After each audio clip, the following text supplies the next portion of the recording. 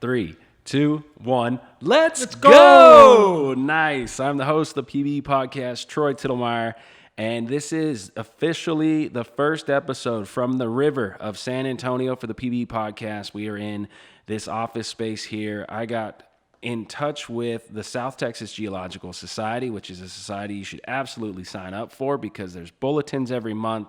The people that run that and the people that go to these conventions for the South Texas Geological Society, the events, the dinners, the happy hours, these are the people, and I think the generation that are going to sustain the oil and gas production in South Texas and help sustain the energy demand that we have in front of us. And Marky Thompson, sir, I don't have your bio. I didn't read a bio before this, but what I do know is that, over 40 years experience, starting from the trees of Wisconsin to Dallas, right, to working offshore Suriname, that story of the shallow waters of Suriname, and then up to Raton, the mountains of northeast New Mexico, to the shallow oil fields and the serpentine story that's going all along the Balcones region and this fault region from Austin down across San Antonio, this story that's developed here in the rocks, right? The story of the rocks of this area, and you drilling into those and doing the stratigraphy and writing that bulletin to the South Texas Geological Society. It was an honor to sit down with you, and I really enjoyed this podcast.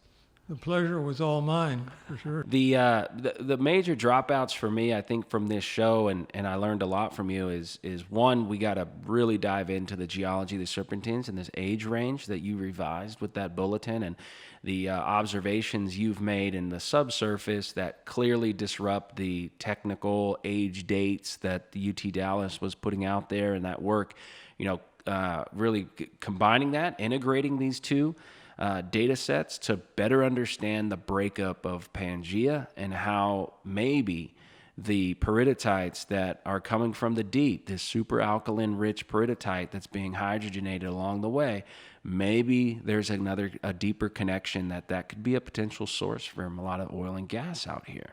It could be the geologic history and what we know about that process is saying it's possible. And what's exciting to me about that is I wonder how many more opportunities might be out there if you have a new geologic model that's pinpointing these serpentines as a source of the petroleum. I'm not wondering if there's more shallow fields like the famous Luling field or something like that does still exist out there that we can go find. I would be most interested to learn or hear from anyone doing research into the possibility of oil being sourced from some of these deep ultramafic rocks. That's a new idea and a new concept that I'm not familiar with, but would love to hear more if there is such documentation. Yeah, absolutely. We did a big webinar series through MagmaChem. There's 15 hours of webinars and over 500 pages of references of finding kerogen in serpentinites and finding that that kerogen story is a very deep story, and we found it on Mars. We find it on meteorites. Kerogen's in the universe. It's a very interesting data point to start following through the geologic rock record, and so we did that. And PBE is certainly pursuing as much as we can South Texas geology and trying to make discoveries. We want to sit down with people like Marky Thompson who've seen so much of this, and you have so much information to contribute. One of the things I'd like to try to talk to you is on kind of getting into your library, specifically on the serpentines, and maybe if we can build what we would call a digital library on the website of Marky Thompson's contributions to the serpentine story, and we can have a writer that sits down and compiles a lot of your data that you've compiled and that you have, and we can store it on the website. Maybe do something like that. Well, that's certainly something that I'd be more than willing to sit down and discuss how we might be able to arrange something like that. Great. There is some ongoing research into the serpentine Balcones igneous province rocks by the Bureau of Economic Geology right now. Yeah. And they're doing a new project compared to both Dr. Robert Reed and Professor Bob Laux are both involved in a research project on these rocks, and I commend them both for doing a really good work and putting out some fine recent publications on the subject. I commend you for doing these podcasts. It's a great way to have get new ideas out or to people that aren't familiar with some of this, and what a wonderful idea you've come up with to do these. Right on.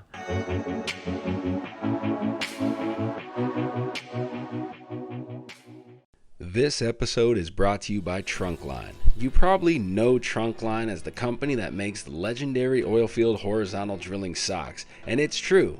Our Drill Baby Drill socks featuring a heel-to-toe wellbore are 100% American-made and are designed right in the heart of the oil and gas industry.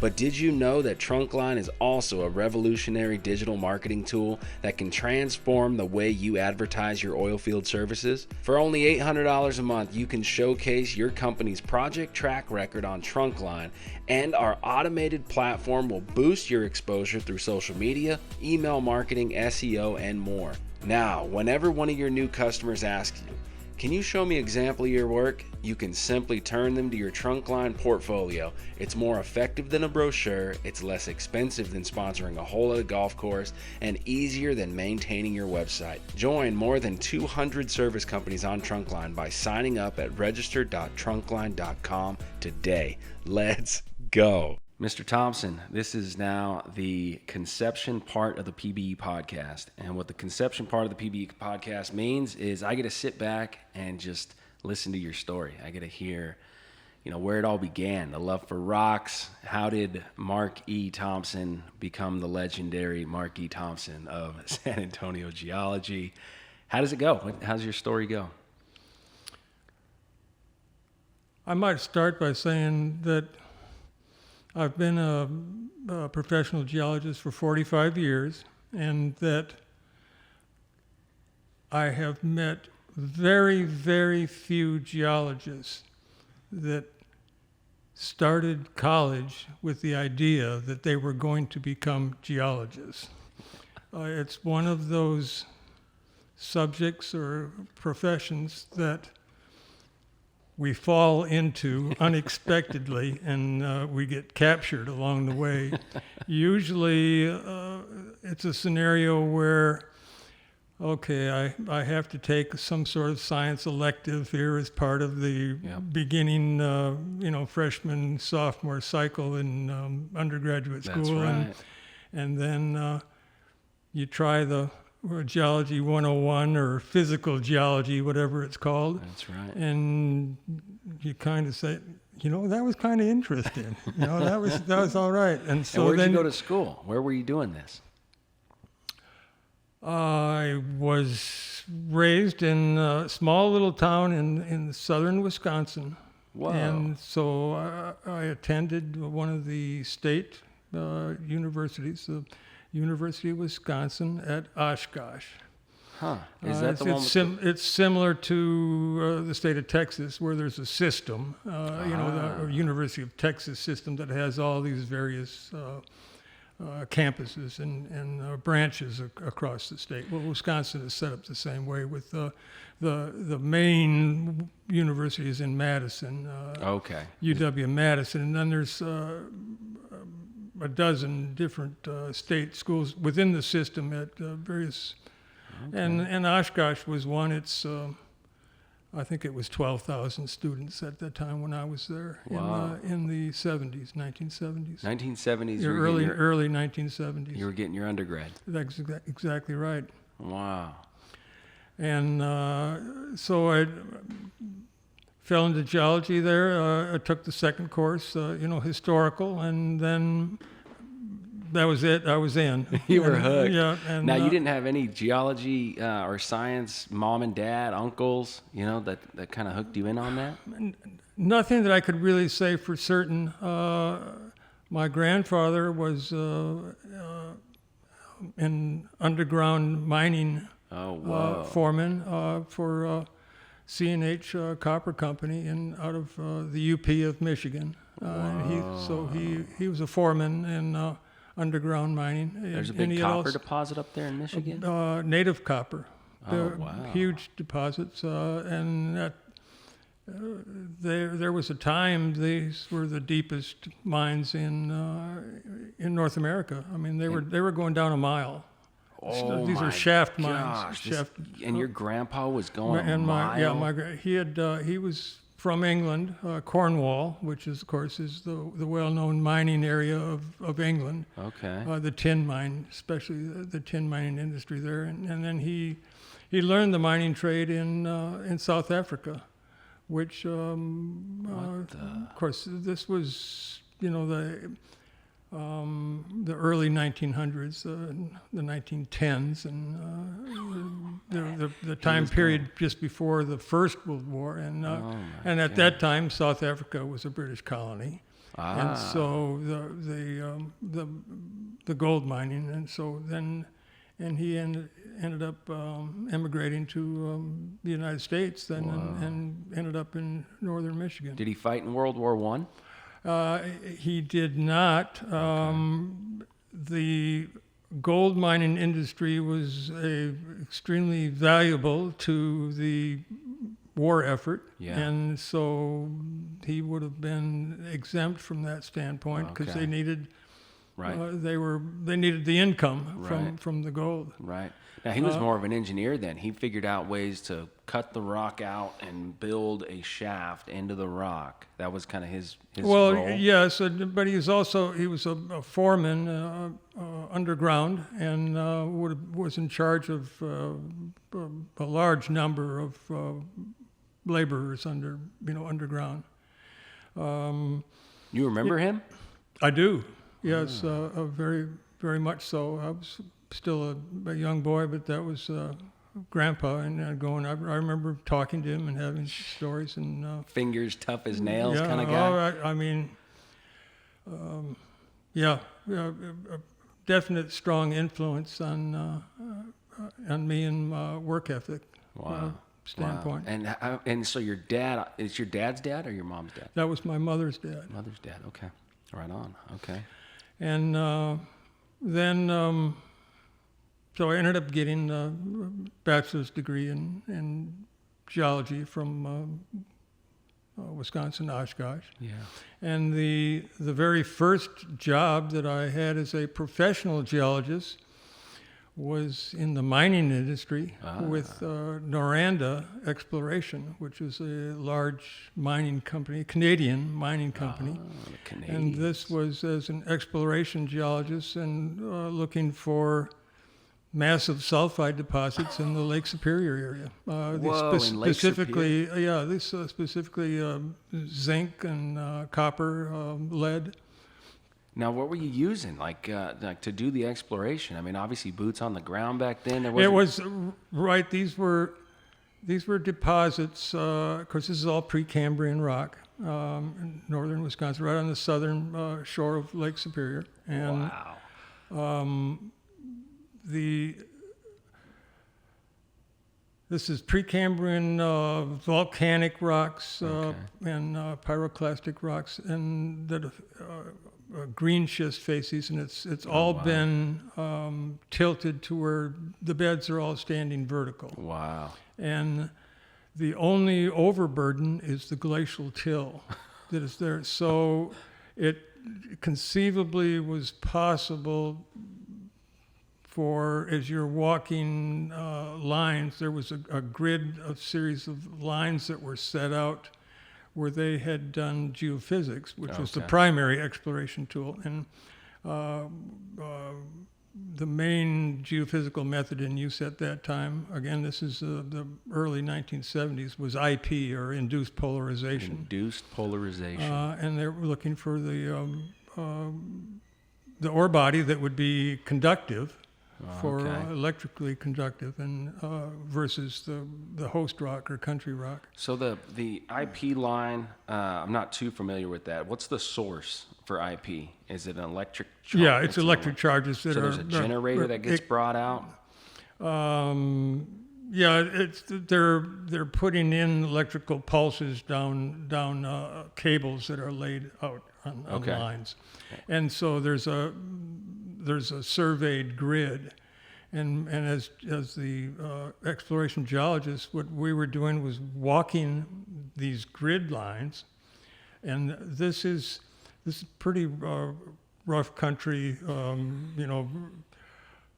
North Woods, in cranberry bogs, and pretty man. rough stuff. And it was you'd come across an outcrop that might be the size of a billiard table that's sticking up through the glacial till. Oh my gosh. And within this billiard table-sized outcrop, there would be 5 different igneous units. Oh my And all. gosh. This is real complex. Wow.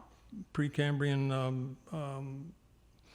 volcanic stuff, but it was not inconceivable that there could be one of these metallic, massive sulfide bodies actually present at the surface, sticking up as you were walking through, because when the last glaciers had come through, they had scraped the bedrock totally clean, and so therefore these ore bodies would have been exposed Right. at the surface. And then as the glaciers retreated and left all the till and the moraines and whatnot, then it got covered. But Sheesh. So and, you were shooting IP through the till right into the ore body. into the Or the host volcanic- rock, yeah, right, the into country rock, and then country looking rock. and then trying to pick these things up. All right, so you got a line of sources. Electrical pulses are going into the ground, and then you have some kind of receivers that. Exactly. Then there's receivers, Okay. and this is then the geophysicists that are doing that are running that program. That I was not involved in the actual data acquisition or the interpretation of the geophysical data. That was being done by professionals Yeah. in that field. But The charge would go off. The idea is pretty simple, though. The electrical charge goes off, goes into the rocks, and if a lot of that comes back, then it's not conductive. Is that the idea? Or if a lot comes back, you're going to see a change in the resistivity and or conductivity of the rock as if you have a metallic ore body. Okay. And just because it's so much more Conductive. and they can pick this up then, and then you go in and you drill the anomalies. Yeah. You see an anomaly, and then you set up drilling, and you drill and you core to see what's Were there. you able to do that? You went from exploration to Yeah, all the way to I conclusion? was out on one of the cores, and I've seen core coming out that is coring one of these sulfide bodies. And you hit. There actually had been 3 discoveries in the early 1970s. One is a relatively small one that was discovered by Noranda, and then there was another small one that over by Ladysmith, Wisconsin, and Exxon Minerals had just discovered when I was there working, had just discovered a huge deposit called the Crandon deposit, and at the time I remember when they made the announcement that this was, they estimated it to be a little over 60 million tons of sulfide ore, and it was running about 5% zinc.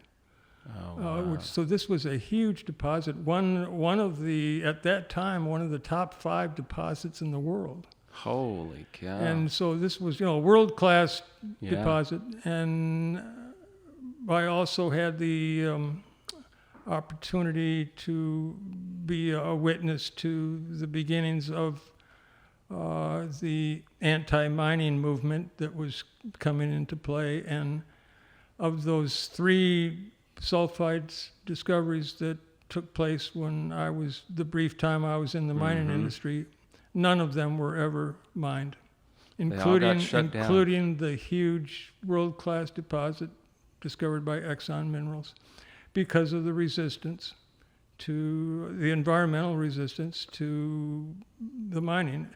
Now What was required is that you've got this large ore body right near the surface. I mean, the only overburden is the glacial till. And so you're talking 50 to 100 feet of unconsolidated sand over the top of the thing. So it's not like there's this huge, or it's not a half mile of bedrock you got to go through, but you were going to have to scrape all that off and do an open pit. Yeah. And because it's a sulfide deposit, what was required was the construction of that nasty word called a smelter. And that was the rallying point of the anti-mining environmental people. Is they had this picture of a giant smokestack with Sudbury type picture where there's nothing growing for 10 miles, and they were able to successfully use portrayals like that to persuade the state legislature in Madison, which was controlling the activities within the state, and stop the entire effort. And eventually, after putting up a long fight, the mining companies all just left, gave up. And those deposits still remain in place. Wow. Now it's a massive zinc, or mostly zinc, for the economic value of these ore bodies up there. It's primarily for zinc. There's not much. There are massive sulfide deposits, and that particular one that Exxon had found was the predominant mineral was zinc. But there's zinc, copper, lead, and then minor amounts of silver and gold, so it's a mixture of a whole variety of metallic elements that all bound up within the sulfides. And of course, it's the sulfide that causes the trouble, because to separate it out, you've got to smelt it. Right. So, byproduct is some kind of gases. Is that the problem? It makes some kind of sulfur well, gas. there's ways to do that now, to where you don't have the environmental disaster that took place 200 years ago when they did these things. In other words, the Exxon they weren't going to go out and devastate the countryside, but the people that were against it were able to portray it that way and stop the mining effort. What's the story on Exxon mining? I haven't heard that before. They had a mining sector, huh? Well, many really large oil and gas exploration companies, at least at that time period, also had mining, a branch of the company. And of course, Exxon was, a gigantic corporation, and they had divisions for this and that, and one of them was a mining division. Wow. And they had their hands in coal deposits and forestry, and just lots of different things. And it wasn't just Exxon; a lot of companies did. Now Exxon still doesn't have a mining division, do they? I don't even know. My time spent in the mining industry was very limited. Shortly after, this was 1975 or so, and I could see at that time that the mining industry was probably not the most lucrative place to go if you Yeah. were a geologist. And just prior to that, in 1973, had occurred the first Arab oil embargo. In 73. In 1973, and of course here I am getting out of school with a geology degree in 1975, with a hard rock emphasis. What was your take on the embargo at the time? What was the whole idea behind that? Well, it was the Arab countries were banding together to form OPEC. I mean, that was the beginnings of a oil-producing cartel, and prior to that, the large international oil companies, at one time called the Seven Sisters, I mean, they controlled the oil industry within Saudi Arabia and Iraq and whatnot. So it was the Arab countries were doing essentially a nationalization of their oil industry. Yeah. And what they decided to do was, in order to raise price, was we're going to cut back the production and put embargo or reduce their sales, and to show the world that the power they had. Wow. And that was successful, of course. That was the first oil embargo. And so prices went from early 70s to late 70s, or how long did it? How fast did that happen? I don't think I can quote the exact dollar per barrel price. I remember though, just prior to that, paying 35 cents a gallon for gasoline. Okay. Yeah, I mean, this was when I was in college. Yeah. I mean, 35 cents a gallon. And Man, of course, were you driving like a 73 Pinto? What were you driving? That was way above my level at that time. I mean, I'm honest with you. I was driving a 1950. Whoa. A 1950 Right on. Chevrolet. Right. Yes. On. So, Wow. and I was happy with that. Oh, So, heck yeah. Yeah, I mean, Well, when it was only a 20-year-old car. And I'm a poor college student. You get by with what you got. My first car was a 73 Pinto. That's why I said it. Yeah, well, I did move on from the 1950. Then the next car I got was a 1964 Impala, which of course I was absolutely in heaven with that. Black Impala. It was dark green. Ooh, I like that serpentine green. Yeah, dark green. It was a gorgeous car. Wow. Of course, I wish I had that back at this time. Oh, I bet. Anyway, I bet. but so. I decided that maybe the mining industry was not such a good direction to go, and with the oil embargo, I retired from mining and went back to school. I went to graduate school in Milwaukee at the University of Wisconsin-Milwaukee. Wow. And they had a emphasis in petroleum Nice. within the geology department, and so I began to totally switch from hard rock over to petroleum level courses. Right. And a number of the professors there at that time were ex-oil industry people. Okay. So that was the connection, even though you don't think of Milwaukee as being exactly a hub of. I was just going to ask. Yeah, but it was because a number of the professors had worked within the oil industry, and they had connections then. Wow. And when you were getting your graduate degree, do you remember the areas of the country that were like really prolific in oil and gas production? I mean, the Permian Basin back then you remember hearing about the Permian or West Coast California and Bakersfield, or you remember what parts of the country seemed to be just really producing a lot of energy for the country at that time? Actually, I do not. I was in graduate school still learning the basic concepts of geology.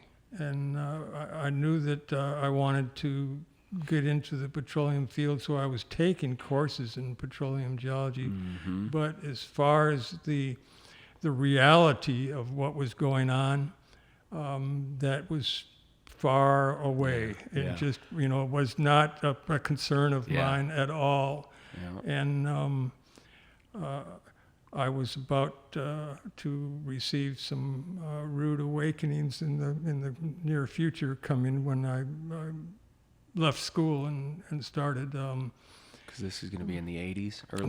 This was so I got a master's degree in geology in 1977. Okay, end of the 70s. And all of us had multiple job offers from oil companies. Wow. I mean, we all did. And it was, okay, who do you want to go to work for and where? And I ended up accepting a job in Dallas. I'd never been to Texas before. Is that right? No, what the absolutely. Heck? No, and so I'd never seen an oil well before, Well, I mean, it isn't like they're really abundant in Wisconsin. No, right. So, maybe the Michigan Basin is the closest right, place. But that's on the other side of Lake Michigan, So. Yeah, the Fitzgeralds, Fitzgeralds probably got the only drilling rigs I'd ever seen were the ones that were drilling for massive sulfide ore, so totally different situation. There, the derrick is at a 45-degree angle, so anyway. Wow. Yeah, you're only going maybe 1,000 feet or something. No, right? Well, they were going, 500. 500 feet. Because I mean, the deposits were right there at the surface, and and then they went down 500-600 feet or so. Man, and now we're 10,000 feet, in the Permian Basin or Austin Chalk, Eagleford. So, but. And then, of course, that was in 77, and then the second oil embargo then was in 1979. So I was just in time for that, and it was boom time in the oil business right as I was starting out. Wow! It probably, in hindsight, that was not exactly the best way to go, because you think, well, that's the way it is always. Oh yeah. And, of course, that's not true. Yeah, because in 86 it busts, right? Big time, yes. The downturn actually started in about 1982 and then hit hard. Snap. And then I didn't know. Really, it started about in 82. And then in 1985 was when it really, the end of 85 was when it crashed, when oil prices crashed. And it hit... The entire industry, and Texas got hit really hard. West Texas really whacked. Got Now, let's rock it back just a little bit. Are you married at this time? Do you have kids at this time? Are you single at this time? I was single. Ended up. I started with Lone Star Producing Company in Dallas, and I was there for 6 months, and then they transferred me to Houston. Oh, wow. And so, and I was still single at that time. And I ended up getting married then in Houston. Okay. And my wife Jane and I started a family right away. At this point, we were in our mid to late 20s, and it was, anyway, started and had 2 kids, both born in Houston. No kidding. Harris County. Well, Harris County, it's of all things, they were both born in Rosewood Hospital in Houston, which was on Westheimer. The hospital's no longer there. It's long gone. Wow. So, what year was this when you started having kids and getting married? Was this early 80s already? I got married in 1979, and the kids were born in 80 and 82. So, and I mean, Houston was just exploding at that time. But little did you know you were walking into one of the greatest busts of the oil industry. Well, no, that's exactly right. Yeah. Whoa. With brand new babies. Yeah, it's 2 new kids, a new mortgage, car payments, and bang. Jeez. Yeah, I know. Now, what killed the price? Because you got the embargo that's raising the price. OPEC's like, hey, we're going to cut production. That's kind of making the price go up. What made the price, in your opinion, or even reflecting back now, what kind of things were you seeing, or were there signs? What was the big red flag? What made the price crash in '82? The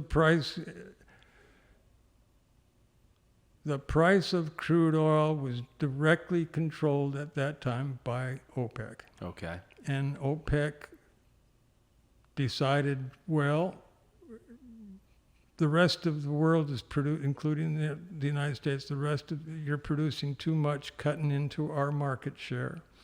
And especially the Saudis were seeing their market share being cut into by other OPEC members. And so Saudi Arabia essentially said, well, we're going to control the oil prices, and we're going to start off by opening up the taps. Whoa. And so the market, the world oil market then got flooded by production, intentionally flooded by production.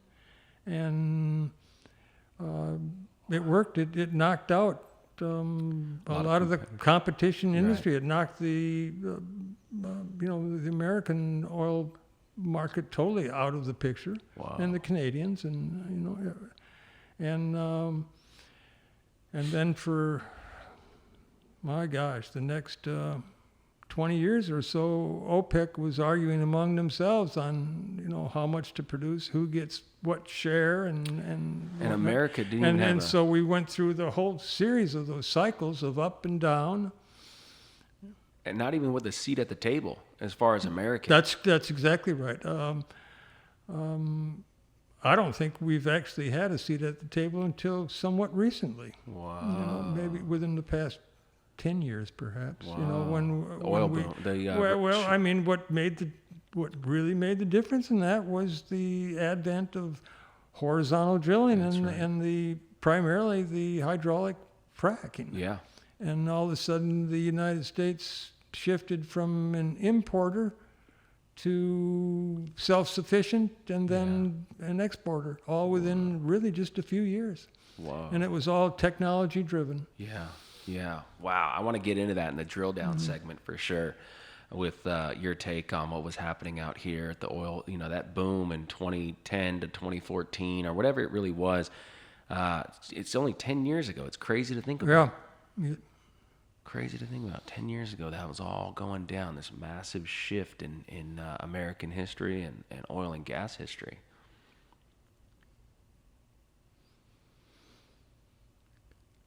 Well, let's see, from there, I had a couple of really, really interesting experiences right at that time, early in 1986. This was right as things were crashing. I had the opportunity to do an offshore stint in offshore Suriname. Whoa! And this was a project really pretty much off the wall at that time. I mean, there was in 1986 there was no production anywhere along the northeast coast of South America. I mean, none of the didn't exist. You hear today about all of these huge discoveries that Exxon's making offshore Guyana. Yeah. And Suriname is become a big producer, and of course all the huge basins along offshore basins along Brazil. Well, none of that was there in 1986, and this was done by a San Antonio company. Put this deal together, and it was It was based on some old 2D seismic lines that I think had originally been shot by Gulf Oil Company, Wow. the Gulf Oil Company, and this was all shallow water, right up near the coast. Yeah.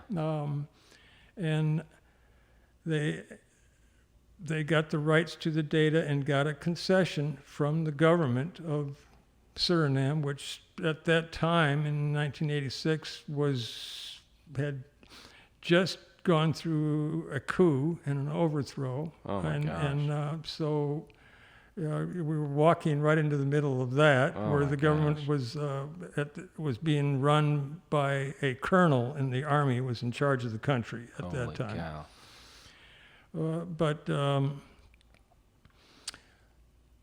had these old 2D seismic lines, and you could map in a series of four-way closures, just real subtle anticlinal closures at very shallow depths. We're talking just 3,000 to 5,000 foot depths, and on the very inner shelf of offshore.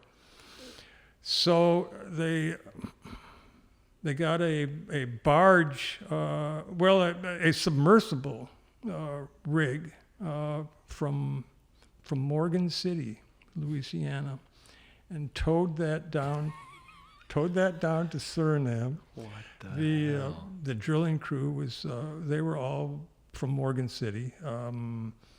Half of them spoke French.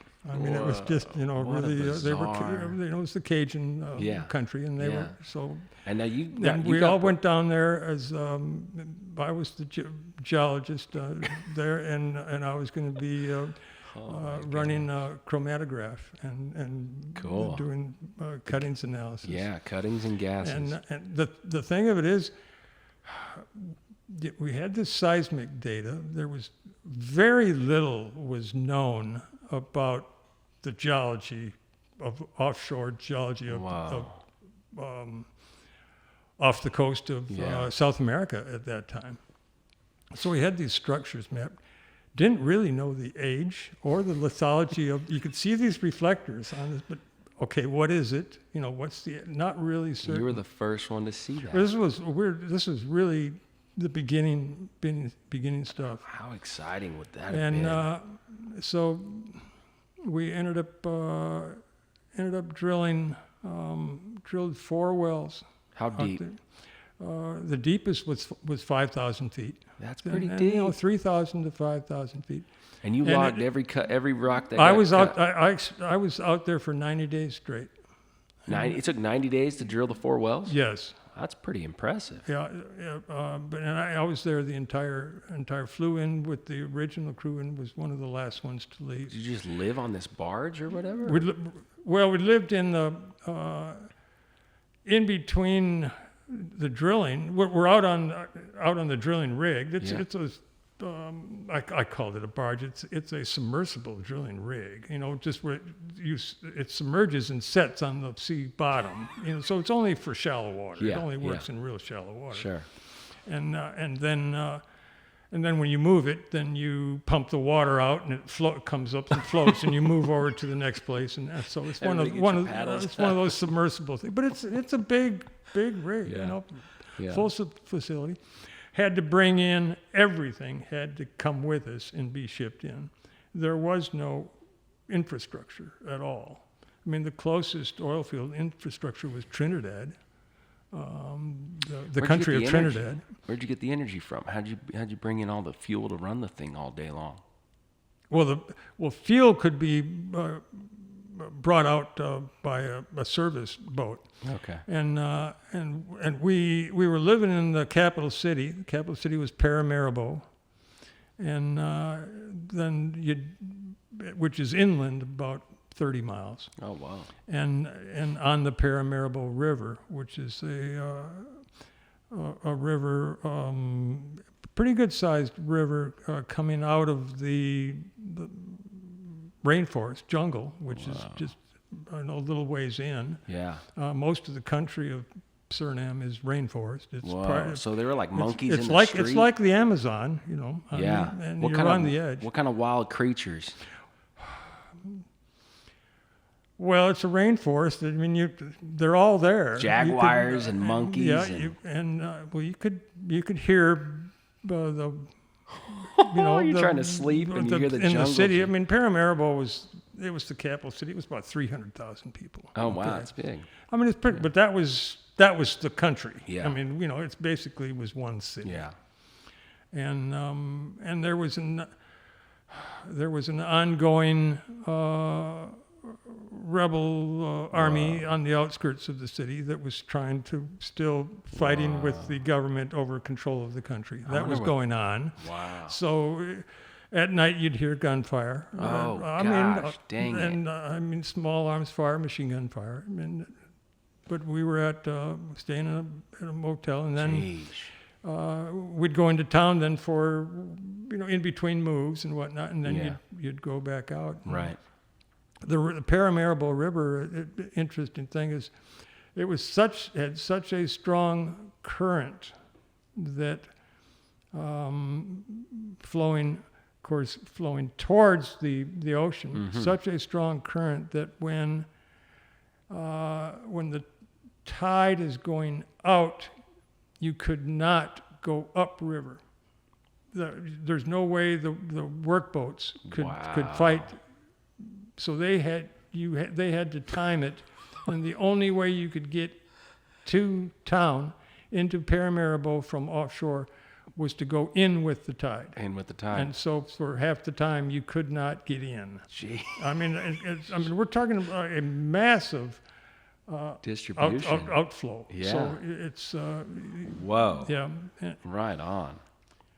And that is cool. So how do you even, as a geologist, you know, drilling wells, like you always get offset logs. You go out to the log libraries and you find the old strip logs of all the wells in the area. I mean, to get an idea of what to expect, because there weren't any of those. Exactly.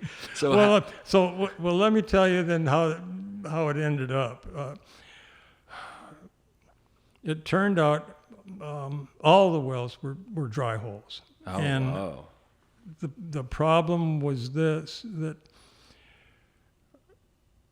the entire section, and I was logging the cuttings and everything, but the entire section from the starting off drilling all the way down to 5,000 feet was composed of one lithology. It was rounded, well-sorted, unconsolidated quartz grains. Thousands of feet upon thousands of feet of ortho quartz, just massive sense. And this was all then determined to be Paleocene in the age, and it was the shield, the Guyana shield, which is in northern South America, just right there north of the Amazon, had been exposed at that just prior to that time, and all of the granitic rocks had been eroded, and you had this massive amount of quartz grains. All of the associated feldspars would have been, they were dropped out. Right. Well, they would have been, they were no longer carried through. They would have been eroded off. Yeah. But and if you have 5,000 feet of unconsolidated sandstone, I don't care how you fold it and what you make out of a four-way closure, there's no way to trap it. Yeah, there's no ceiling. So you had all these reflectors showing these nice, gorgeous anticlines, but there was no trap.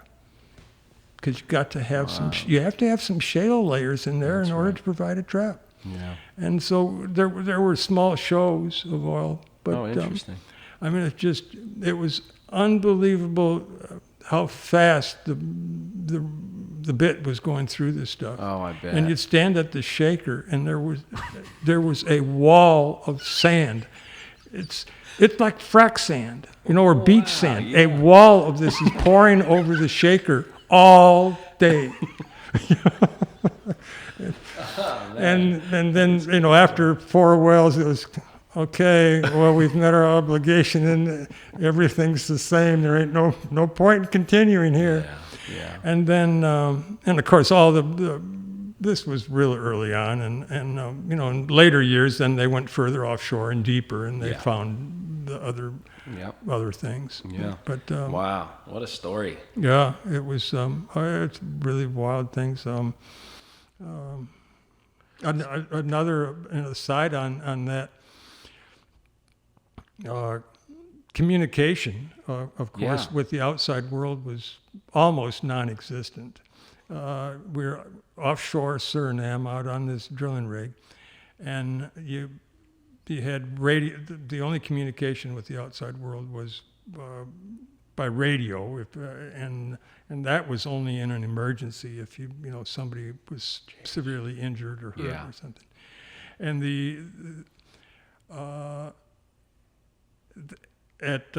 and we would, our only communication with, as far as finding out what was going on in the world, was late at night a satellite would come over, and we could get the BBC. Wow. And so we would get the news for about a 30-minute period, each night, as this particular satellite was in the right place, and we could pick it up on a radio, like a shortwave radio. And so this is 1986, and we pick up, this is late at night, and we pick up on the news broadcast that there has been a huge nuclear explosion in the Soviet Union. What? And we're not really quite certain what this is, or if somebody has made an attack or what's going on. And then that was the end of the broadcast. Oh my God! Because we only caught a brief window, and of course, what that was, when we had no idea what was going on there. What that was the first announcement of Chernobyl. But all we got was that there was a massive nuclear explosion in the Soviet Union. Oh my God! And we're wondering, has World War III just started, and we're out here and we don't know it? Holy cow! And it took a couple days before we understood what was happening. Oh man, it must have been going. Oh, through your it head. was really crazy. Because your family's back home. Can't talk and to them. No, you're right. You're totally cut off from the rest of the world. And but anyway, It's a traumatic experience, man. well, it's just when you've been through a situation like that, it really makes you appreciate the modern day technology and the communication network that's the worldwide communication network that is in existence today. That that was just 1986, not that much long ago, but there was sections of the world where you were totally cut off. Yeah, I'm glad you put it that way, because I was born in '86, for context. So at least it's still not that long ago. It's approaching, long ago, and it's not that long ago. Wow, what a story! Holy cow! So you get back to the States working for is this all under the same cover, same company, from when you moved to Houston? No. Okay. No. I actually had. I started off with Lone Star Producing Company in Dallas, and then I was transferred to Houston, and I stayed there for a few years. Okay. And then an opportunity came up to move to San Antonio, and I actually in 1979, the GCAGS convention, Gulf Coast Association of Geological Societies, the annual convention was in San Antonio. Okay. And I had attended that when I was in Houston at the time. And my wife and I came over. We didn't have kids at that time. Oh, right. We had just been married. and we came over to San Antonio to go to this convention, and we really loved the city. I mean, it was a big city, but it was laid back, and I'm not trying to suggest that Houston doesn't have its great qualities. It does. You know, it's also a lovely city, lots to do, lots going on. Yep. But at that moment in time, we were maybe looking for a little slower paced life than Houston, which was pretty wild and hectic, you know. The spur of the Louisiana boot, they call it. It was that was, you know, the late 70s was, I think there was 1,000 people a day coming into Houston. I mean, it was some crazy number. Whoa. I mean, it was, and you know, the entire Rust Belt, that whole thing was, you know, the economy was collapsing in sections of the Midwest, and it made for a huge move, transfer of people to Houston, especially with the oil boom that was going on at that time. At the time, yeah. Anyway, so an opportunity came up to move to San Antonio, and I did, and I went to work for a petroleum engineer called H.V. Rizian, Harvey Rizian Sr., and moved to San Antonio, and I worked for him for a number of years, and that really was the start of my career, switching from looking for larger deposits and bigger fields to kind of downsizing my train of thought as to what we were going for. Yeah. And now, the engineer that ran that company, is he the one that kind of funded that whole experience in South America? Is that his son, Harvey Rizian Jr., was the one who put that deal together. Sheesh. And then and he after that situation there, Harvey was one of those explorationists who loved to hunt for elephants, and they're fun. Elephant hunting can really be fun. Oh, you know? yeah. So we were often in Suriname looking for elephants. The next elephant hunting was with Harvey was go out to Raton, New Mexico, and he managed to get a lease, a concession on the Vermejo Ranch, which is a huge ranch that was at that time owned by Pennzoil, within the middle of the Raton Basin, which is all mountainous. Now the Raton Basin, structural basin, is a mountain range. That northeast New Mexico is all mountainous. Wow, and so, northeast New Mexico. I haven't even so heard of you that. got northern Mexico. There's two large basins.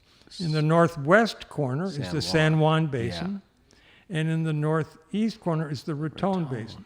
Yeah. They're both have the same age section. They're all, it's primarily a Mesozoic section. The age of the basins are the same, and they're very similar.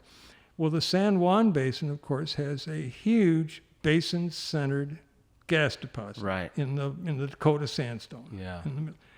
And the Dakota. Okay, so if the San Juan Basin has a huge basin-centered gas, what about the Raton Basin? All right. And that was an elephant that was worth going for. Let's go drill it. And Harvey put that deal together and got a huge concession on the Vermejo Ranch, and I was a geologist that went out with a well site geologist. Yep.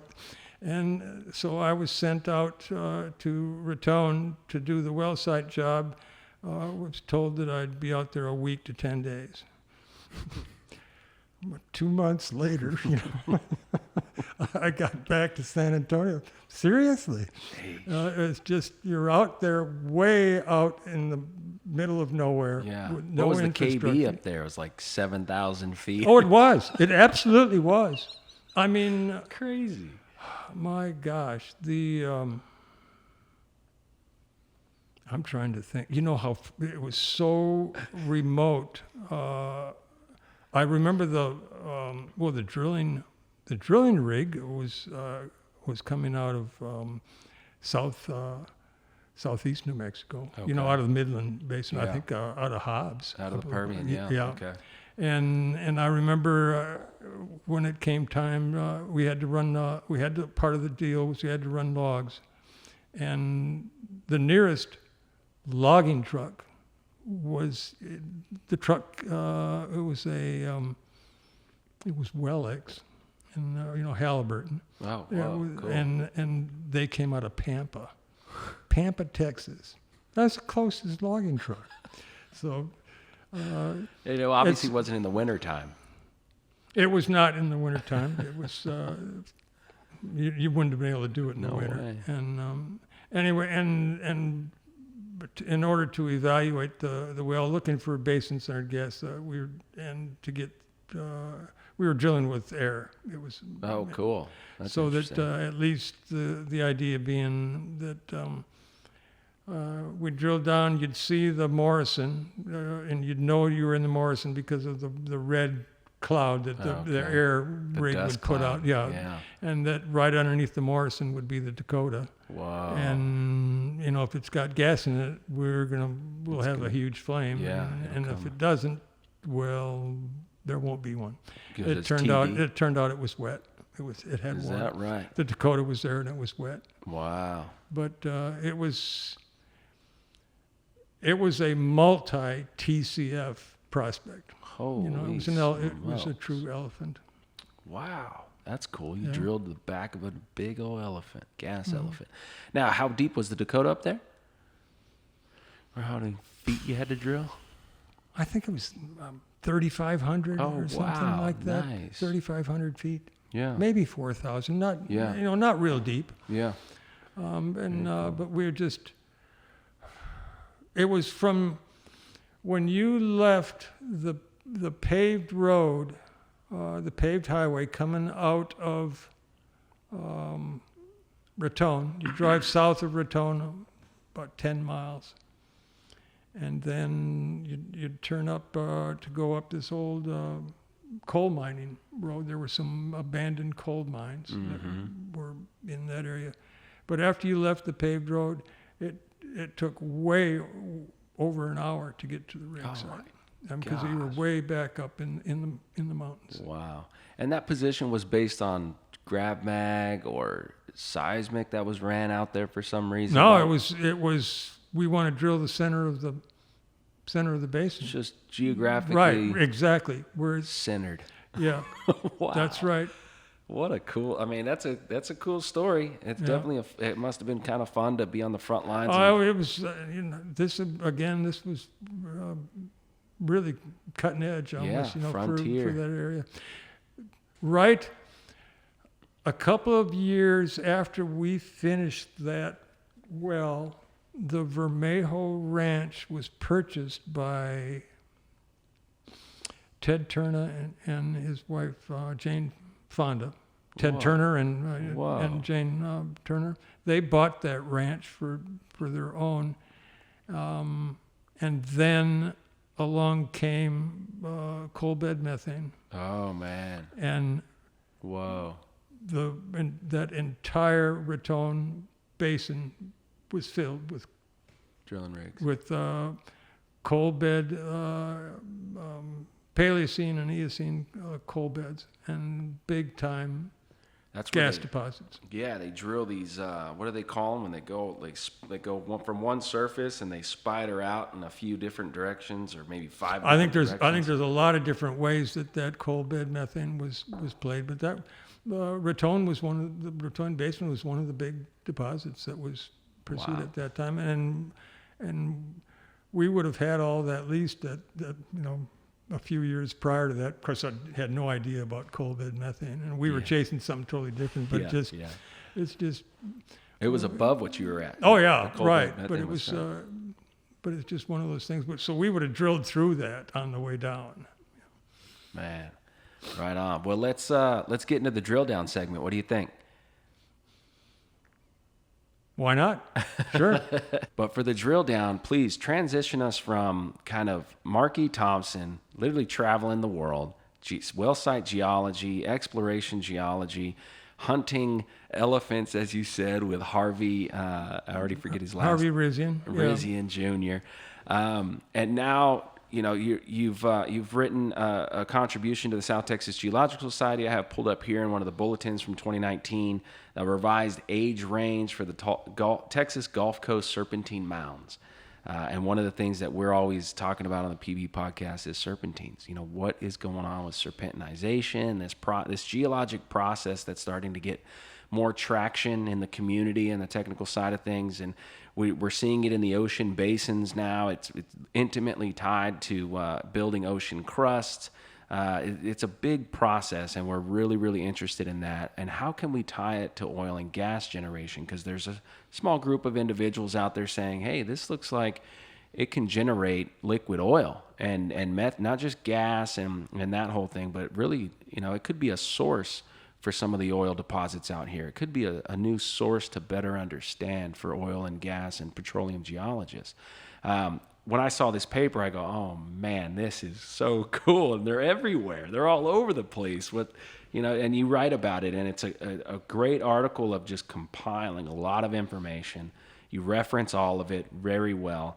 And it was a good read. It was very interesting to me, and thank you for contributing that. Thank you for the kind words.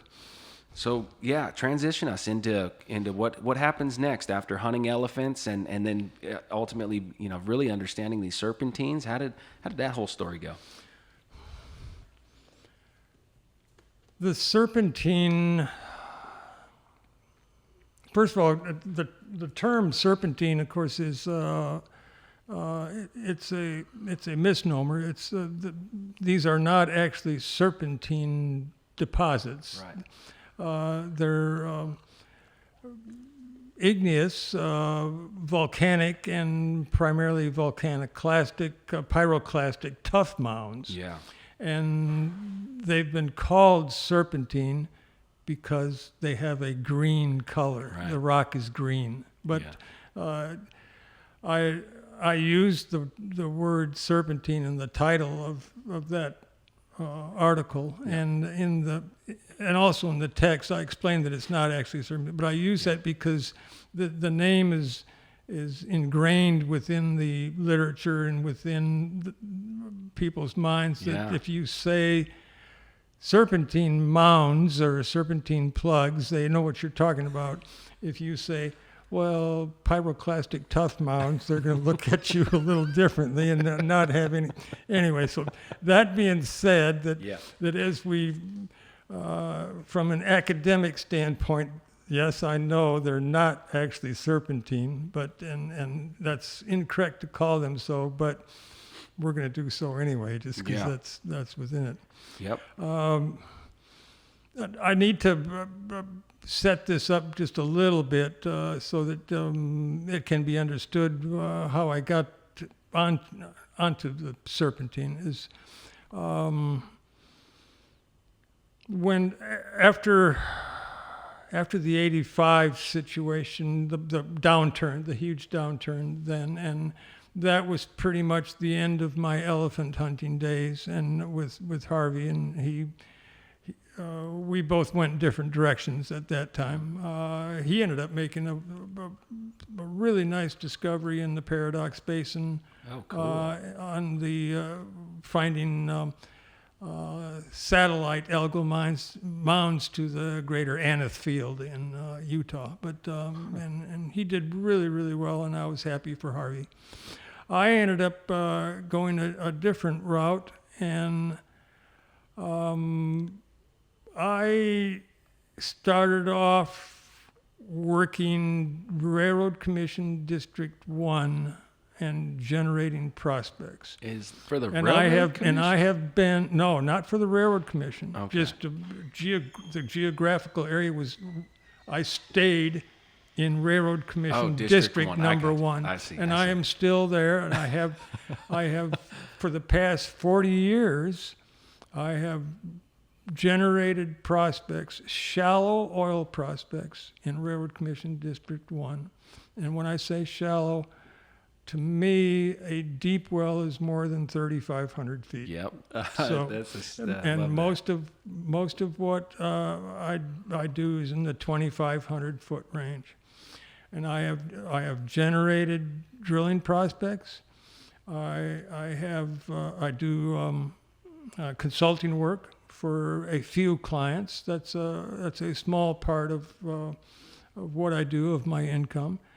I operate wells with the Railroad Commission, and the number of wells that I have operated has fluctuated through time, depending upon the situation and how the level of activity within the business of. But I still work District 1, and because of that, I very early on was involved in the discovery of a field in Bastrop County called Bateman Field, and Bateman Field. I wrote an article on it that was published by the South Texas Geological Society. That was in 1985. Whoa. Okay, so right away you were... Right away. I started off on my own. I was forced to. There was in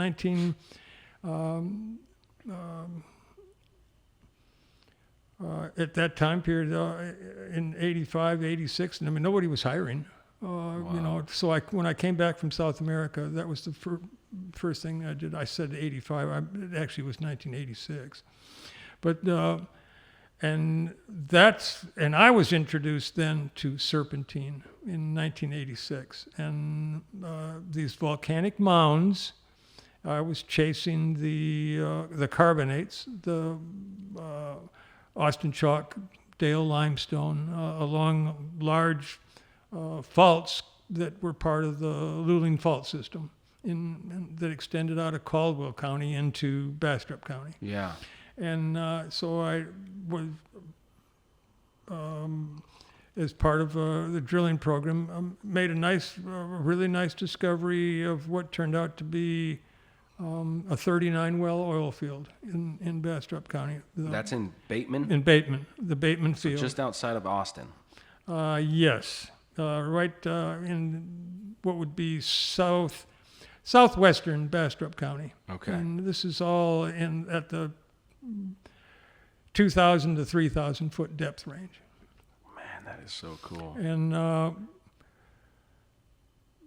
Did you while I was working in District 1, and I've become very familiar with the geology of the shallow geology of District 1, and I've in addition to pursuing the geology from trying to generate prospects, I also have become very familiar with the academic side of the geology, the literature, the stratigraphy especially. The stratigraphy is really the part of geology that I love the most.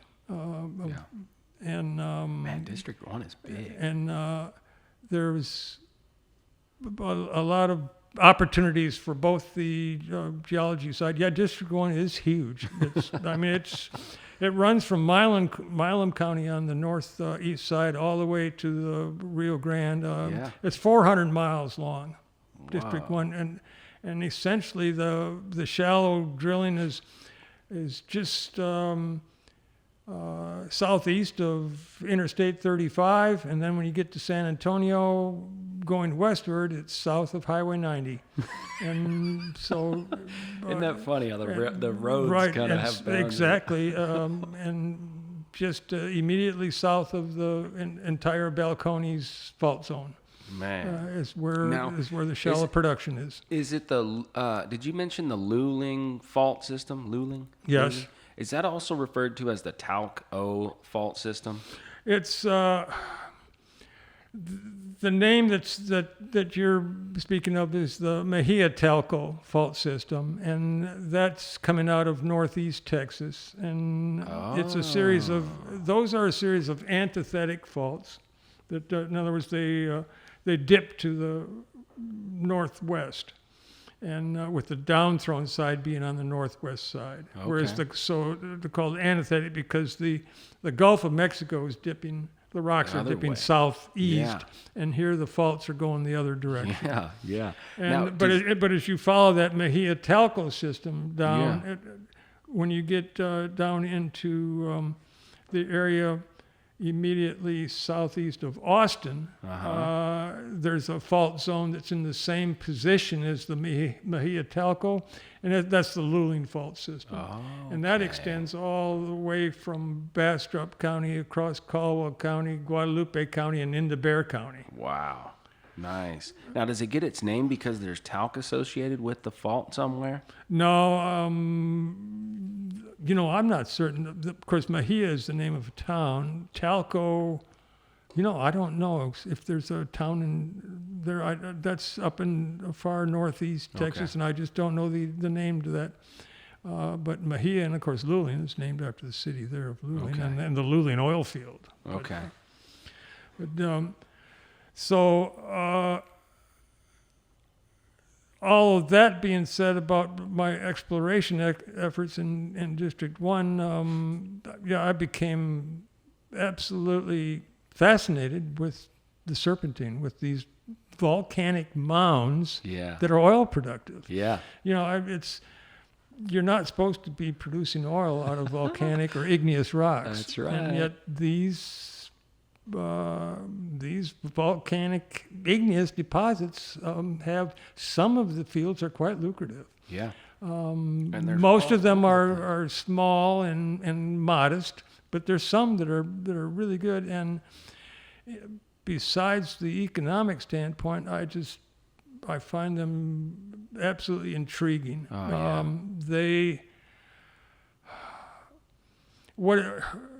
Something about these deposits, these rock deposits, that I think very few people are aware of is how unique they actually are, and that's part, to me, that's part of the romance. I mean, what you have here are rocks that are ultramafic in composition, and by ultramafic meaning they're from a chemistry standpoint, they're really low on silica. Okay. And high in the alkalis. Right.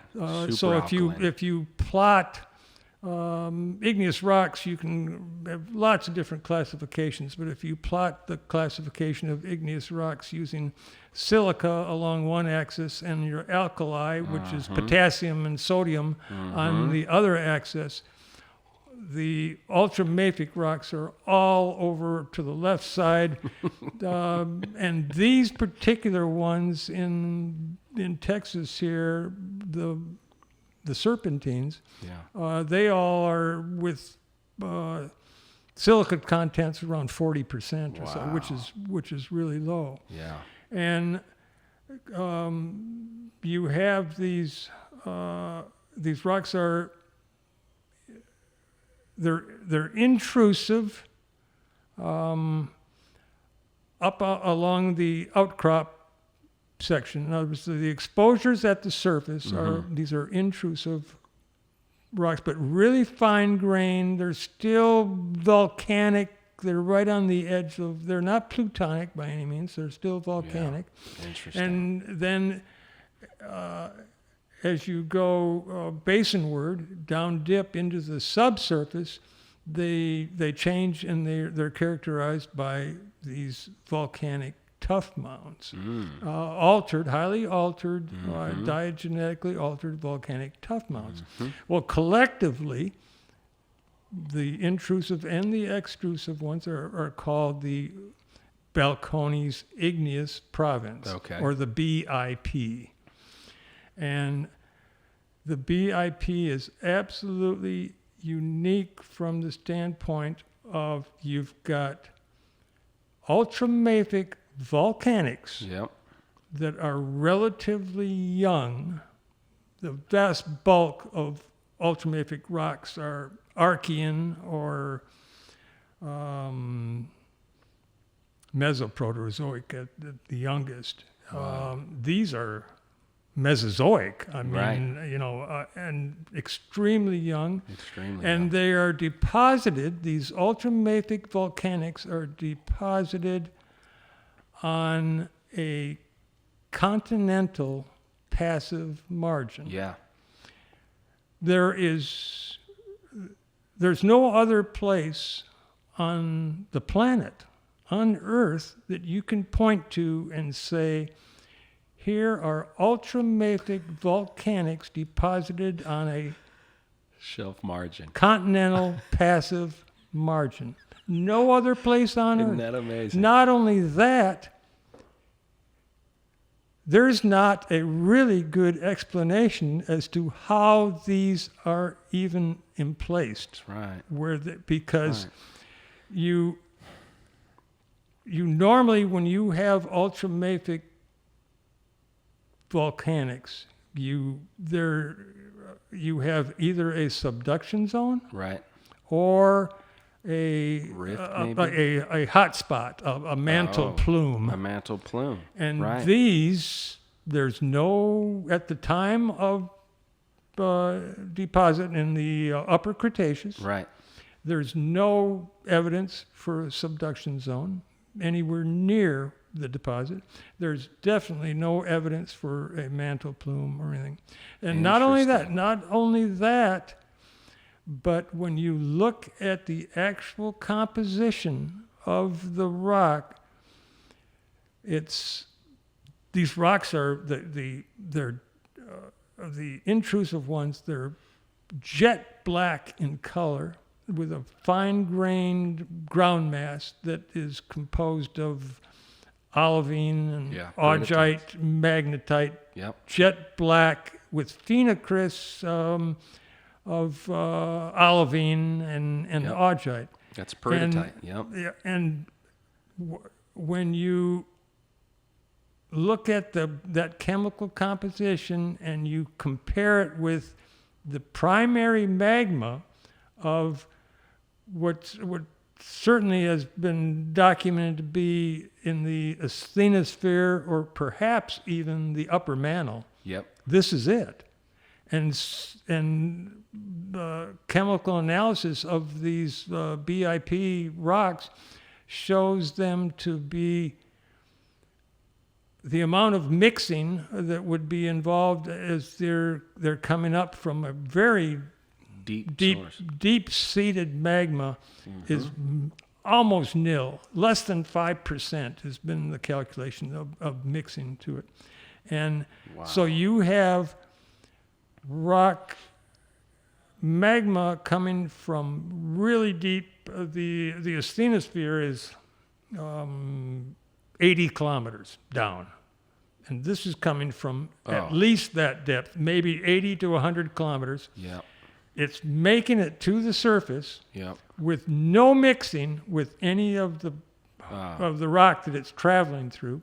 And it has this composition of it's maintaining that. And then also one of the really big things is this magma, the rock has picked up some xenoliths. Along the way, it's picked up some xenoliths, and those xenoliths contain zircons. That's right. And so that's a tool that allows you to look at the age of the zircons within the xenoliths and get an idea of the composition and the age of the crustal rocks that are sitting underneath the spot where the underneath the BIP, Okay. from deep down. Right.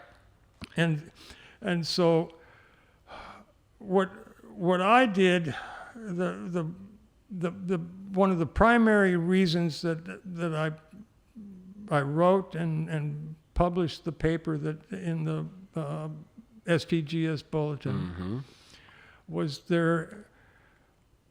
I had been working the serpentine deposits for oil and exploring for oil and gas for almost 40 years, and I was very familiar with the subsurface, the mounds, the oil fields.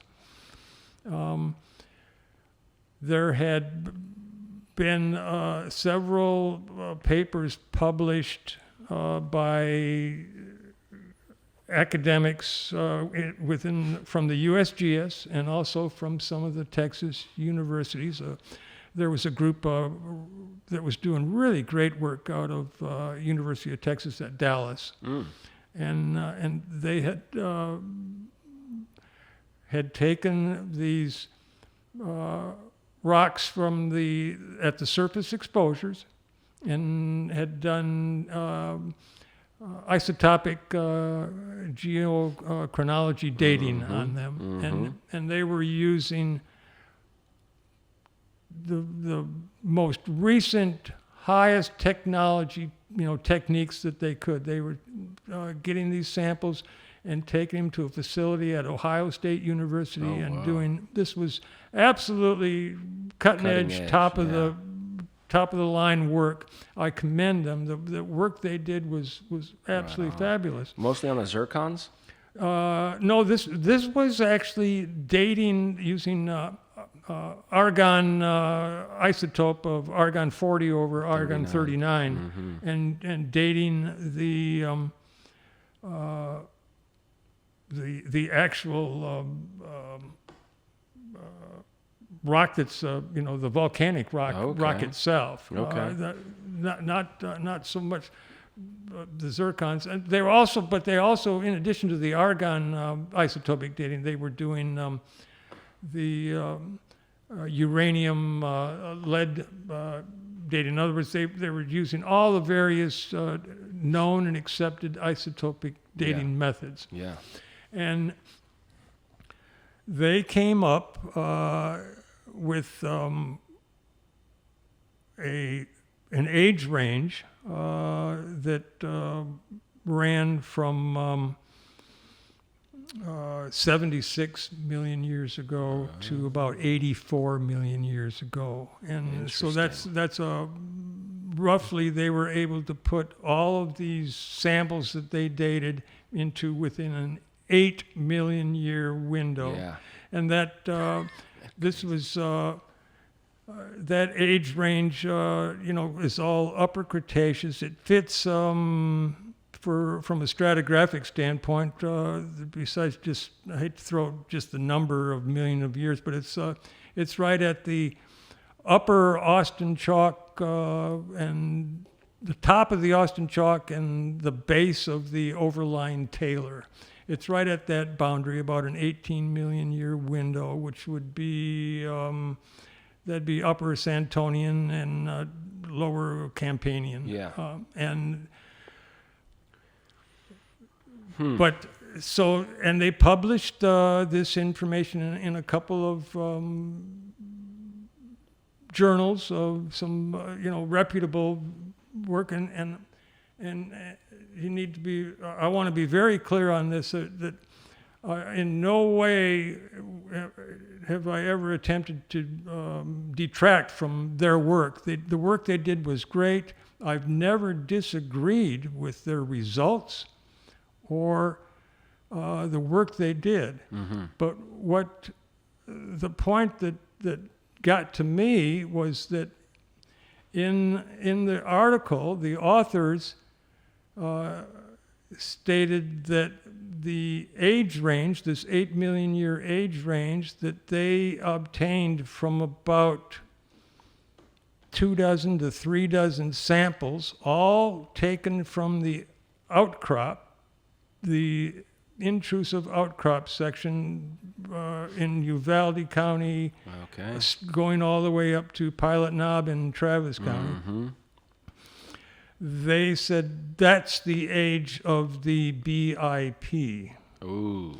and they Over-extrapolated. not only implied, they said that the entire Balcones igneous province is this age. Oh, whoa. Well, I have been working these same deposits in the subsurface Right. for decades, and I don't have any isotopic dates or anything, but what I do have is I can put together stratigraphic cross sections Yep. across these subsurface mounds where I've got good well control, and I can clearly document that some of these mounds are much older than this 8 million year age range that they came up with using their isotopic dating,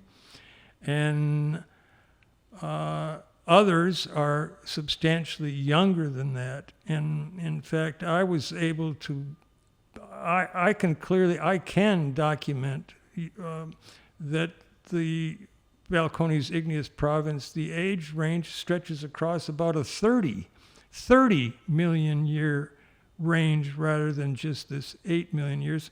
And it extends all the way from the Turonian all the way up to the Maastrichtian. And Wow. So 60 to 90.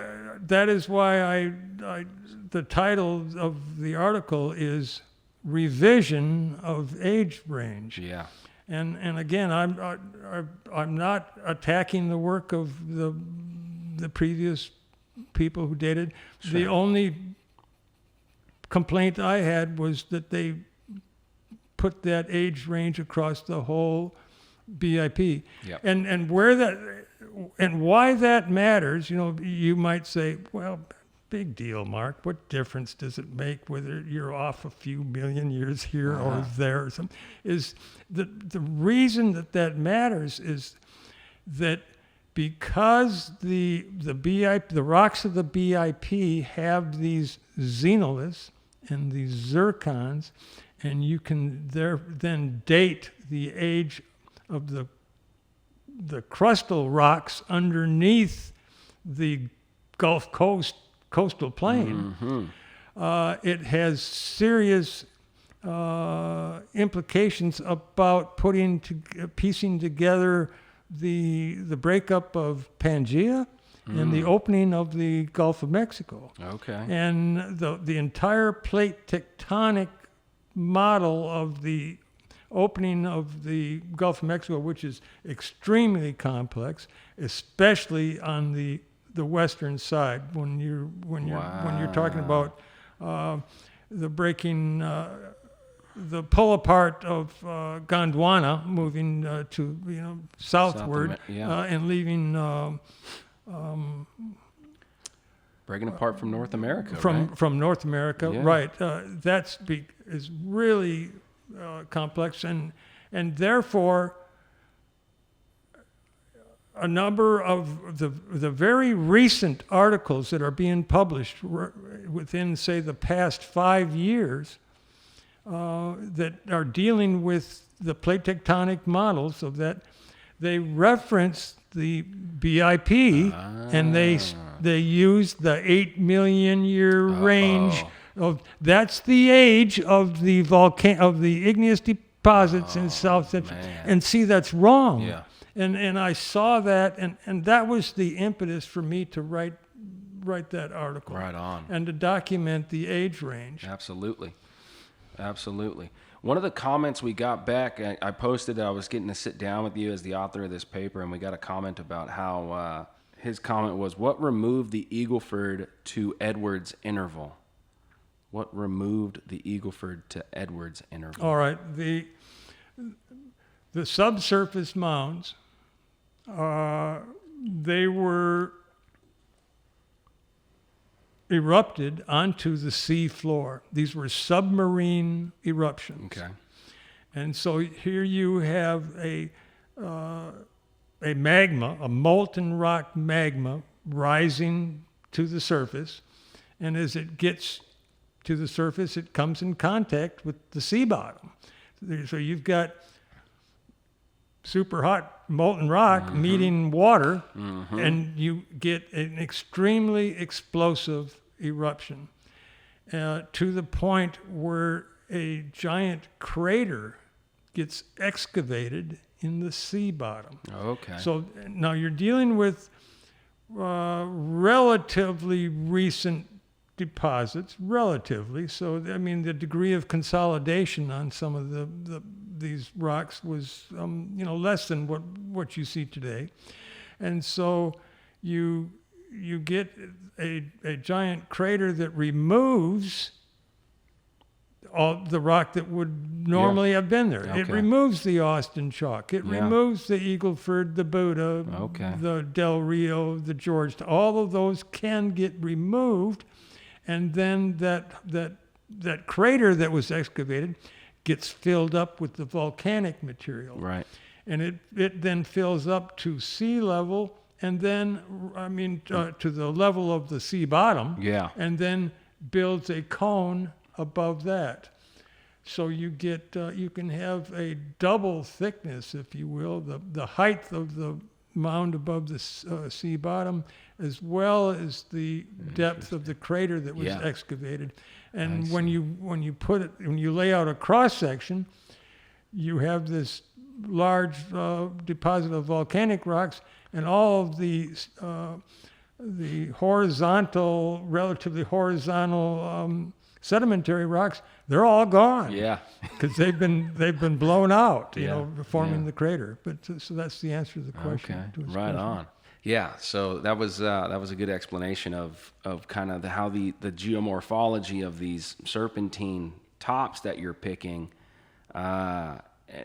maybe has that kind of crater look to it, even, and a cone look to it. They kind of wedge their way and look like that in cross section. So that's pretty cool. And I appreciate the comment from Wayne Camp, as always. He's always got good questions. The periddotites, when we looked into the chemistry of it, like you said, it's super alkaline rich periddotites. These are really, really enriched periddotites, which represent a very deep layer based on Hatherton and Dickinson's study of the K57.5 index, where they took subducting slabs around the Circa Pacific, and they did the chemistry on how these slabs were melting and making rocks at the surface. So they had chemistry tied to an actual subducting angle, and they did that all over the place, and a bunch of data went into building this, what's called the K57.5 index. And based on that data and further studies, these periddotites are coming from very deep, potentially 1,000 kilometers type numbers. I mean, very deep based on the K57.5s.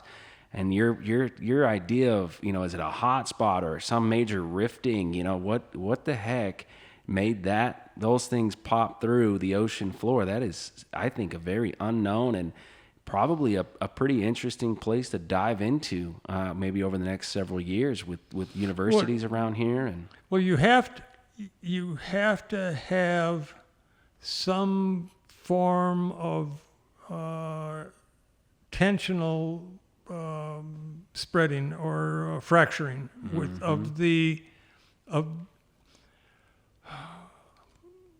in order to allow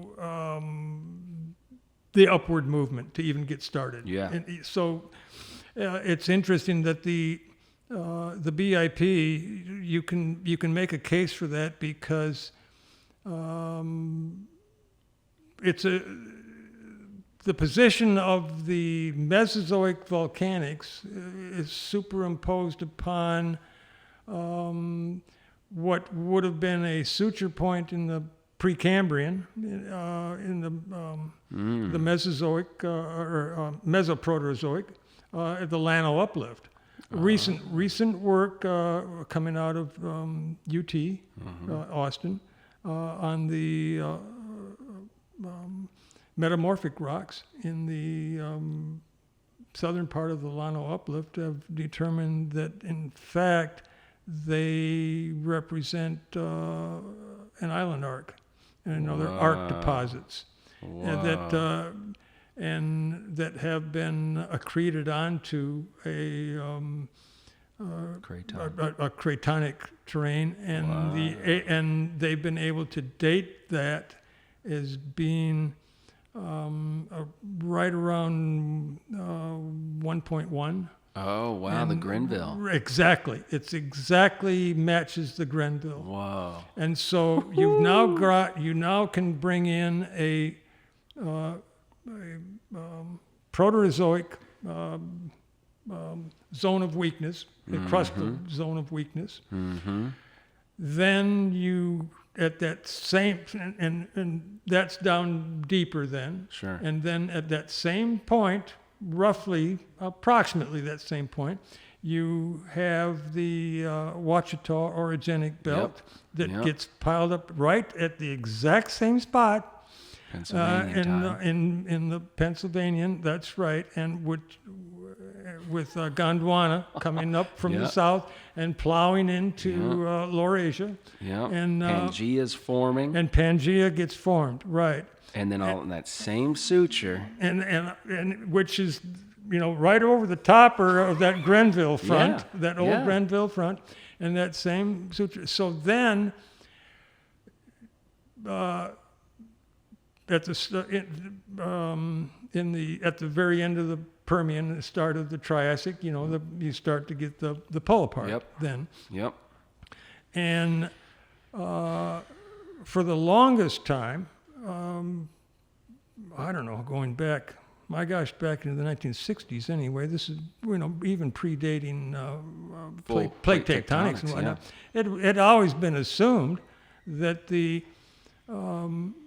metamorphic rocks, the schistose type metamorphic rocks that are underneath the Gulf coastal plain. Okay. When you drill through the Mesozoic section here at San Antonio, you'll drill through the Edwards and the Glen Rose and the Sligo and whatnot. You get down there, and then you come out into some schistose rocks, and it's that way all along the entire coastal plain of the Gulf Coast of Texas. Okay. And that had always been assumed that was from the overthrust belt, and that these were, of course, part of Laurasia that was there. Well, recent dating of things like the zircons within the BIP xenoliths and whatnot show that the crustal rocks underneath the coastal plain of Texas don't match time-wise Laurasia. Wow. What they match is Gondwana. Oh, wow. And so the rocks underneath San Antonio are actually a piece of South America that broke off and got left behind. And it was accreted onto the North American craton. And then when Pangea broke up and Gondwana pulled back, it left that section. And that's what is underneath the coastal plain. And the BIP is one of the flags that comes up to document that. Also tracing the old Grenville and tracing Ouachita. This is all research within the past 10 years, right? And it's ongoing right now, and that was why I really felt it was necessary to get the age range for the BIP down correctly. No question about it. No question about it. We got to jump into that. That is fascinating to me. It really is. The outcrop, large sections of outcrop in Mexico now of rocks that had been known for a long time to be Proterozoic and Jurassic and whatnot, like the old Coahuila Peninsula and whatnot. Now the thinking is that all of that stuff is all used to be Colombia. Used to be part of Gondwana. And and this is really different. And it's all coming out because they're able to date them. Right. And it does the dates, significant age differences between Laurasia, the south part of Laurasia, and the north part of Gondwana when they collided. That's huge. No, I love reading about that stuff, but I get lost real easy, Wow, right on. Okay, so what's interesting is tell us about the history of shallow oil in San Antonio. The history of shallow oil in San Antonio. What's the oldest shallow oil well around this area, South Texas, and then kind of walk us in from there to the boom of the Eagleford horizontal, Austin Chalk, Eagleford, and all that. Can we span, that 100 years, I guess it would be? Well, I can tell you this, that commercial oil production began in Bexar County, in southern Bexar County, south of San Antonio, around 1890. Wow. And it's documented, very well documented, that in the time period from 1890 to 1895, that 100% of the oil that was sold in the state of Texas came from Bexar County. Wow. In that 5-year time period, and that's, you can find that in a 1914 publication published by the UT, by the University of Texas. It was, the author of that was Phillips, 1914, and it's fascinating to look at some of the really old publications of the USGS in their early days. And when I say old, I'm talking 1899, 1900 publications. Wow. And some of those early ones, these are reports, from the USGS to Congress, essentially, justifying their existence. And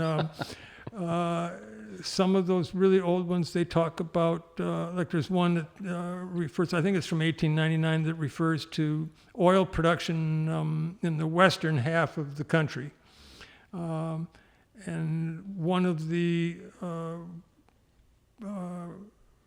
dominant areas mentioned is Bexar County. Wow. Because it was that.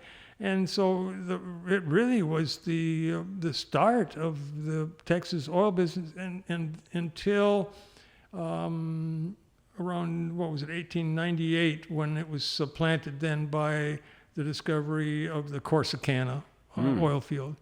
And then that large discovery was the dominant one until Spindletop in 1901, 1902. Okay, that's the Santa Rita. And then Bexar County was relegated to the backwaters Yeah, at that time. liver. But it really, truly is the earliest commercial production was in Bexar County. Now, there may have been some instances that are documented of oil wells in other parts of the state, far northeast, Nacogdoches area and whatnot, but not commercial deposits where oil was actually being sold. That was the home to that is Bexar County. Wow. It really, when was the last kind of real effort into drilling a lot of the shallow wells? Like, there's a lot of wells out here. There's thousands of shallow wells out here, but it's obviously not really on the radar of anybody anymore. There's not a bunch of shallow well drilling still, is there? No.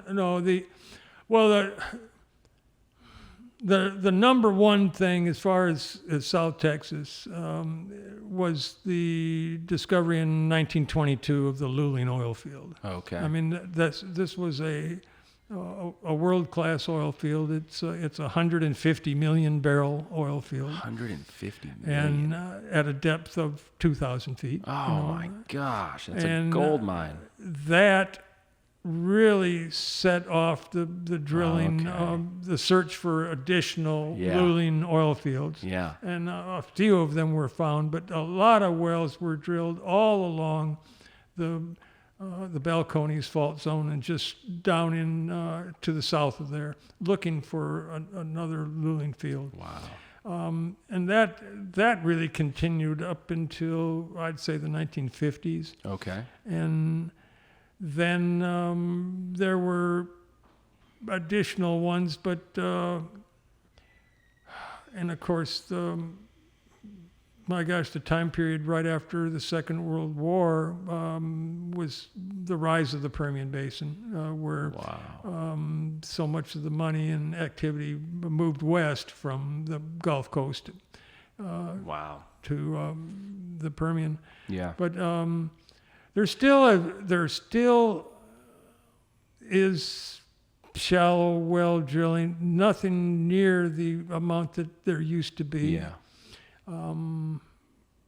But and there's less and less of us doing that type of thing. Yeah.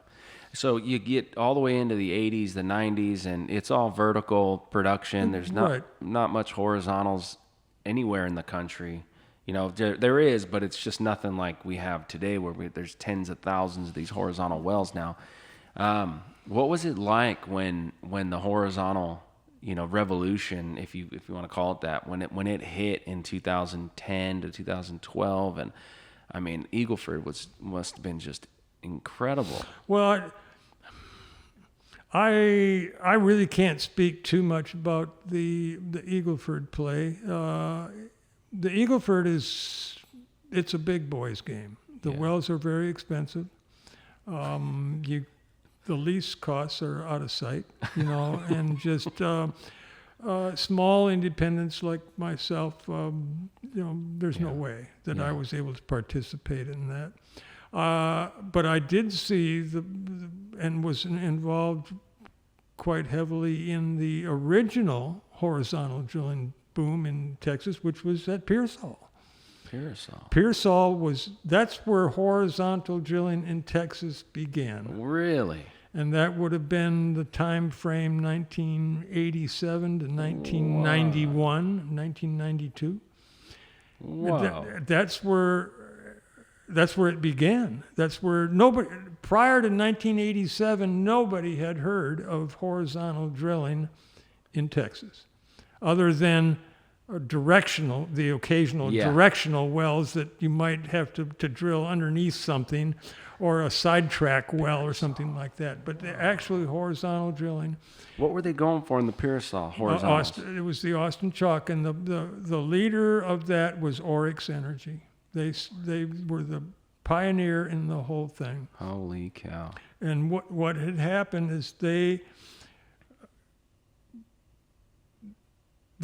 had tried horizontal drilling was new, and they tried it quietly on some of their leasehold. They had an extensive lease hold position right there in the Four Corners area to the west of Dilley in Frio, where Frio County comes together with Frio, LaSalle, Dimmitt, and La Zavala, that four county. Okay. And Oryx had a large acreage position from the Big Whales field, which was a San Miguel field at about 5,000 feet, and they were the big acreage holder there. Okay. And they also had some additional acres.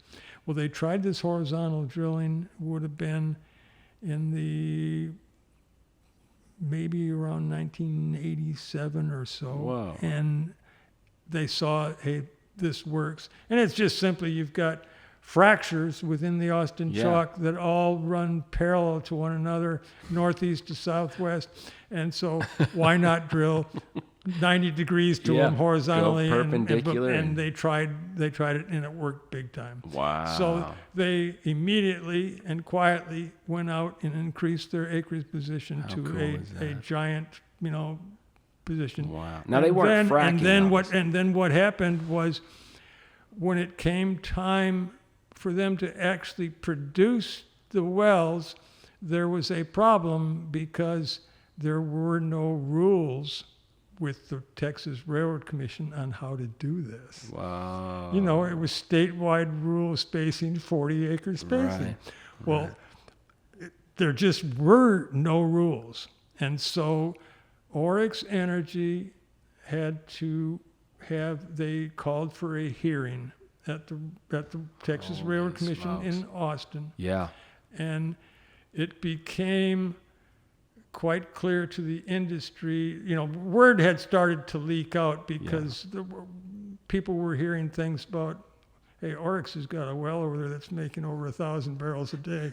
Well, there were no 1,000 barrel a day oil wells in Texas for a long time prior to that, you know, and so, and they're having a hearing, and they're gonna, they're kind of gonna have to, you know, lift up their skirt and show what's going on here. Yeah. And so the hearing was standing room only. They moved it to the largest facility they had in Austin for the Railroad Commission. That's legendary. And it was, and Oryx showed what they were doing and how and that immediately touched off a boom.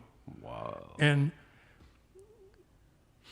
every rig for 500 miles moved to Pearsall. I'm serious. What did that look every like? rig in West Texas, in Oklahoma, everywhere. The man camps, the everything. You would be, there were, I don't know, I mean, it was way over 100 rigs were running at the same time. You would drive down to Pearsall or drive to Dilley at nighttime, and there were rigs everywhere, and they all had these big flares. Wow. Looked like Manhattan. It on fire. and I'm not exaggerating. I mean, that's the way it was, and that was the first horizontal drilling boom, and that was right here at San Antonio, you know, just south of here. Wow. And so San Antonio was the hub of that. It really was. Gosh, how and cool. there were a number of people, oil people in San Antonio that had gotten acreage positions and were involved in it, and everybody was learning at the same time how to do it, because nobody knew how to do these. Yeah. Nobody knew how to drill. So there, as you can imagine, there were lots of mistakes made in the early days, and there were blowouts, and there were people lose control of their wells, and just, but it was a trial and error thing, and it was wild times. Wow, it really it's a was. human flourishing project. And then that, once that got people understood how to do that, then that moved up to Giddings, and the same thing occurred there all through the Giddings field. You know, the horizontal, all across that area, and then it spread out across the country. Wow. And the thing about the Eagleford, of course, it wasn't so much the horizontal drilling; it was the fracking. Right. That's Because all those Austin chalk wells at Pearsall, they were open hole completed. Wow. Nobody was doing any fracking at all. Yeah. You found Mother Nature's fractured reservoir. Really cool. Wow, that's fascinating. Now, let's move into the completion part of the PB podcast. Marky Thompson, you have taught me all kinds of things. You've taken me back in time. You've taught me about this oil boom. All kinds of interesting information and experience that you have of being in the oil business and reading and being a part of the history up to this point. The completion part of this show is all about, you know, where do you think it's really going from here? How does San Antonio and this incredible history of building the oil and gas business of Texas, or maybe even North America, what's next for San Antonio? What's next for South Texas oil and gas? I have a hard time answering that question specifically. I certainly am not on the in the lead of any of the new technologies that are coming out. I've played shallow District 1 oil field, generating prospects there for pretty much my entire career. And it was I did all of that using the old school methods. But I think maybe the way to perhaps answer your question is what I see taking place right now is a significant change in the industry, in our oil and gas industry. It's really changing from the standpoint of, I don't believe the small companies, the one-man, two-man independent people are going to be players in this business down the road. It's changing rapidly to high technology. The money that's available for drilling and exploration wants to get involved with the newest technology, the newest invention that's come along, understandably. I also see from my personal standpoint that trying to put together prospects in the state of Texas, in South Texas right now, is really being hampered by the land prices, the price of land. Trying to get oil and gas leases, especially if you're playing anything shallow or, shall we say, modest. If you're drilling $10 million wells and horizontal wells and putting big fracs, you can afford to pay an exorbitant acreage fee because on a percentage basis, it's immaterial to the cost of the well. But that oil and gas lease prices are being ingrained into landowners. Wow. And what I am running into, absolutely, because of the area that I work, District 1 shallow, means where I used to be able to get leases and do drilling, the area south and southeast of Austin, can't do it anymore. Is that right? Nobody wants to lease because the land value, as Austin has expanded out to the south and the east and the southeast, it's moved down several counties wide, and from the people who work in Austin or have or lived in Austin, and they want to get out in the country, and they want their 20 acres or 50 acres or whatever,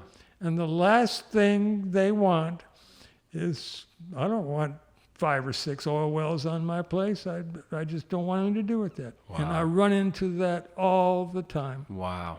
And it's changing the industry. It really is. Wow. From the standpoint that you have to have substantially bigger projects to justify, paying for leases. And so I think I really see the day of the being able to make a go by producing stripper wells is it's an endangered species right now, in my opinion. And I know that you and I both are involved in this, but I don't think that looking forward that I think it's going to be a thing of the past. I also, because of negative portrayals of our industry, both by government and celebrity type people, younger people, they don't want anything to do with oil and gas. And you can even look at the geology departments of the universities today. There's a strong emphasis on water or engineering or environmental geology, Yep. and that's fine. But the oil and gas is being left behind as far as what's being taught, and just I just see a huge sea change coming in the ability to make a living by the production of modest amounts of oil and gas, where we used to be able to you could make a living. And I'm not talking about getting wealthy, but just making a living and provide for your family and whatnot. I just think that's going to become more and more difficult as the years go on. And I don't have a rosy picture to paint for the future of stripper wells, which is a large percentage of the production of the state of Texas production. Yeah, I think it's 30%, isn't it? It's just becoming more and more difficult. Also with the regulations that are increasing. I know there are certain people in Austin that are trying to resist that, but if you operate wells, you know what I'm talking about. The regulations keep multiplying every year, and there's always one more hoop you have to jump through. And it costs $300. And it's just every little thing. And now there's discussion about having to monitor emissions and just all of these things, and it all adds up. And it doesn't necessarily affect you when you've got big wells making huge amounts, but for the more modest production, it's going to affect that. Wow. Yeah. No, it's very, very interesting, and I think that's a lot of logic in there. I don't know. I just I feel like oil farming is what I like to call it. The oil farmers, or the oil farming business. It's a very, very important one, for the people that are willing to go out there and keep the production going. I also, let me say this, that I receive calls from people that I've never heard from. I don't know at all. They got my name, a referral from somebody else, and they're looking for a consulting geologist that they can hire to help them with a well that they're either going to drill or to help evaluate them or something. And I get told all the time, there's no one left to call. Wow. What I do is an independent consulting geologist that is familiar with the operations and drilling of real shallow wells, where there used to be a lot of us around. There aren't anymore. And I hear that all the time, that just everyone's retired or deceased. Wow. And there's still a niche here for people like me, but we're getting older too. and I don't see any young people are coming along to replace us. No, I know. Things that I know how to do are going to be lost. Yep. And I'm talking about, I do a lot of work with things like driller's logs, and I do a lot of my prospect generation using information from wells that were drilled prior to the advent of open hole electric logging. Wow. And I know how to work those and do that data and how to access that. But none of that's being taught anymore. No, heck no. It's not being taught in the schools. It's not being taught in the training courses by the oil companies. Yeah. And I think there's these little things like that are going to become a lost art that nobody knows how to do. What a anymore. waste. And it's not just the oil and gas industry that's experiencing that. A lot of other industries as well. Yeah. Yeah. It sounds like a lot of waste. A lot of waste. A lot of waste, because it's not about if, it's when it comes back, and when I think we realize that, you can't have a thriving city like Austin, or a thriving city that's expanding from San Antonio, or thriving humans without abundant and efficient energy. And so if you're growing over the top of these reservoirs and you're saying, I don't want to drill into those anymore for that energy, we're going to use solar panels, or we're going to use wind, or some other thing that you think is going to generate the power that you need to sustain the demand, there's a massive imbalance there. There's major logic that's flawed in that. We're nowhere close to getting there. It's to make a changeover that would be that significant requires a huge amount of time, and the ones that want the change to be made are wanting it now. That's right. And there's no way that can happen. That's right. They just don't get it. They don't get it that Nope. it just can happen now. So you're absolutely right. You're in a generation, and that's one of the reasons we do this podcast too, is just to get more information about that. What do you do with those drilling logs, or how do you capture that? I got my master's degree at UTPB, the Permian Basin UT school, and the professor there is Dr. Bob, and he's got a great class about logs, about reading wireline logs, reading old strip logs. He's got a great class that goes into that.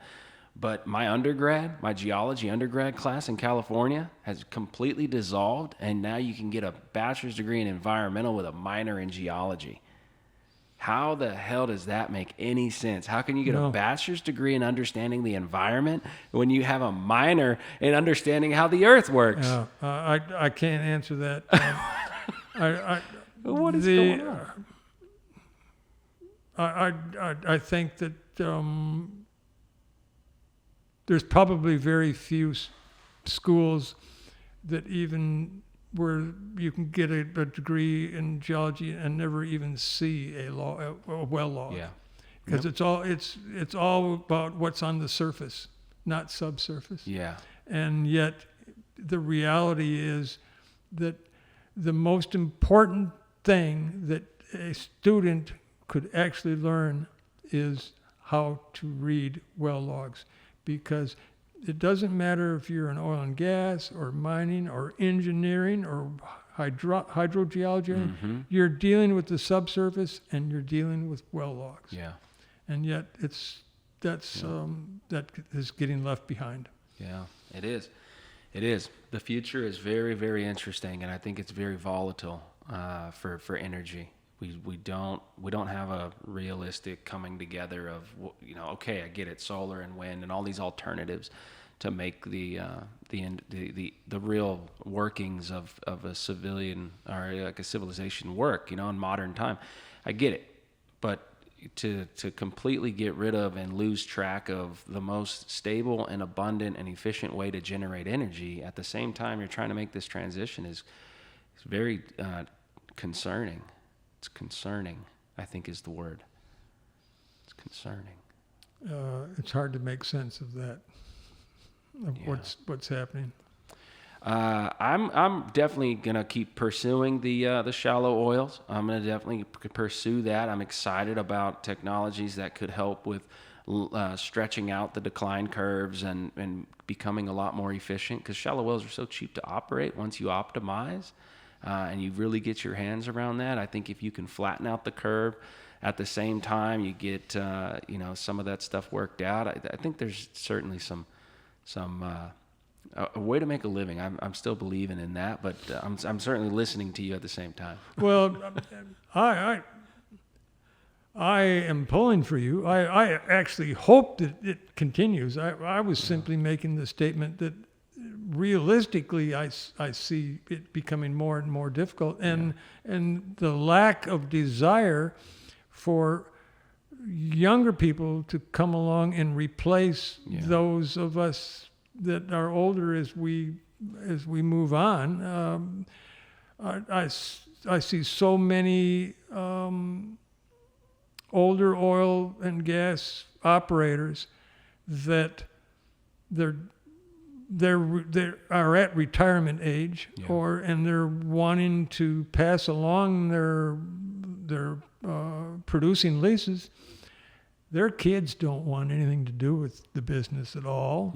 And they can't find anyone interested in taking on the leases. Yeah. And I hear that a lot. Yeah. And I don't know. It's just, unfortunately, there's been, certain people have been successful in a negative portrayal of our business. And that's going to be really difficult to overcome when you have an entire generation of young people that think that. Yeah, it's just going to be really difficult. That is very, very true. And that's a major challenge for our industry, is to overcome that. Yeah. One of the interesting, it's already 12:43. Can you believe that? Wow. Okay. I would love to talk to you all day about these kinds of things, one of which we can talk offline, but the burden of royalties on leases is definitely a big deal for shallow oil. You got stuff that's held from 50 years ago that they're getting 15%, because someone signed over that deal. That's heavily burdening the economics of these shallow oil fields. So some of that stuff, if you can't get that adjusted today and get it more fairly back towards the operator's direction, then that lease is getting crushed economically, and it's not gonna continue. I really, really enjoyed this show. The conception, the drill down, the completion. Marky Thompson, thank you for joining the PB podcast. It was absolutely my pleasure to be here and share some thoughts with you on our business that we both love.